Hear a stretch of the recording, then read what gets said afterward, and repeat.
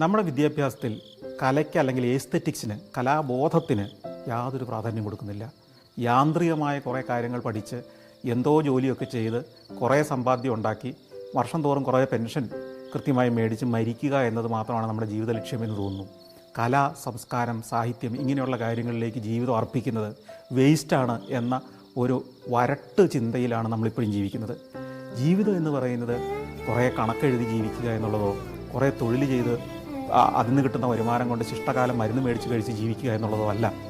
മനുഷ്യൻ കലയും ആസ്വാദനവും കൂടെ ചേർന്നാണ് ജീവിതം. ജീവിതം ആസ്വാദ്യമാകുന്നത് കലാകാരന്മാർ നമുക്ക് ചുറ്റുമുള്ളപ്പോഴാണ്, സംഗീതജ്ഞന്മാർ നമുക്ക് ചുറ്റുമുള്ളപ്പോഴാണ്, ചിത്രകാരന്മാർ അവരുടെ പ്രതിഭ തെളിയിക്കുമ്പോഴാണ്, നല്ല സിനിമകളുണ്ടാകുമ്പോഴാണ്, കലാപരമായി ചിന്തിക്കുന്ന എസ്തെറ്റിക് സെൻസുള്ള ആളുകളുണ്ടാവണം.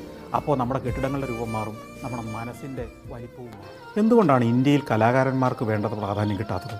സാമാന്യ ജനത്തിൻ്റെ മുന്നിൽ ഒരു കലാകാരൻ എന്ന് പറഞ്ഞാൽ അദ്ദേഹം പറഞ്ഞ പോലെ തന്നെ നിൻ്റെ ജോലി എന്താണെന്ന് ചോദിക്കുമ്പോൾ ഞാനൊരു കലാകാരനാണെന്ന് പറഞ്ഞാൽ ആരും പെണ്ണ് കൊടുക്കുമെന്ന് തോന്നുന്നില്ല.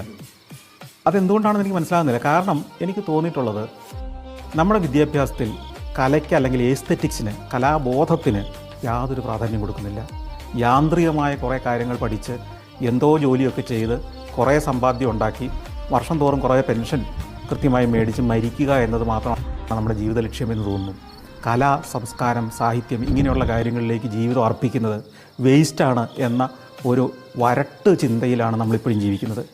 ജീവിതം എന്ന് പറയുന്നത് കുറേ കണക്കെഴുതി ജീവിക്കുക എന്നുള്ളതോ കുറേ തൊഴിൽ ചെയ്ത് അതിൽ നിന്ന് കിട്ടുന്ന വരുമാനം കൊണ്ട് ശിഷ്ടകാലം മരുന്ന് മേടിച്ച് കഴിച്ച് ജീവിക്കുക എന്നുള്ളതോ അല്ല. മനുഷ്യൻ കലയും ആസ്വാദനവും കൂടെ ചേർന്നാണ് ജീവിതം. ജീവിതം ആസ്വാദ്യമാകുന്നത് കലാകാരന്മാർ നമുക്ക് ചുറ്റുമുള്ളപ്പോഴാണ്, സംഗീതജ്ഞന്മാർ നമുക്ക് ചുറ്റുമുള്ളപ്പോഴാണ്.